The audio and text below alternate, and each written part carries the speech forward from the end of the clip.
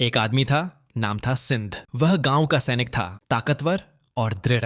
अपनी धरती और अपनी गायों की रक्षा करना उसकी शान थी। गांव वाले उसे अपने रक्षक की तरह मानते थे। एक दिन जब सिंध गांव से बाहर गया हुआ था, तब कुछ दुष्ट लोग आ गए। उन्होंने गांव में लोग डर के मारे भागे पलाए और वहां अफरा तफरी का ऐसा नजारा था जिसे देखकर दिल थर्रा उठा। गांव का माहौल बदल चुका था, खुशी का रंग कहीं खो गया था। जब सिंध वापस लौटा तो जो कुछ भी उसने देखा उससे उसका भीतर कांप उठा। उसके सामने जो मंजर था वह शब्दों में बयां करना कठिन था। उसका घर, उसके लोग, सब कुछ टूट फूट के बीच पड़े थे और उसकी पत्नी पेड़ के पास मिली जैसे समय थम सा गया हो। वह दर्द से टूट गया। उसकी आवाज एक भयंकर चीख बनकर गूंजी। उसने एक कसम खाई, अब कोई भी इन जुल्मों का बेरहम दामन नहीं छोड़ेगा। उसकी आंखों में गम था और दिल में आग। जैसे बादल गरजे और पृथ्वी पर तूफान उठ खड़ा हुआ हो, वह अकेला था, पर उसकी ठान एक पूरी सेना जैसी थी। सिंध जंगल में गया सोच समझकर। सावधानी से उसने दुश्मनों के जाल और चालों को समझा और उन्हें एक एक करके बेअसर कर दिया।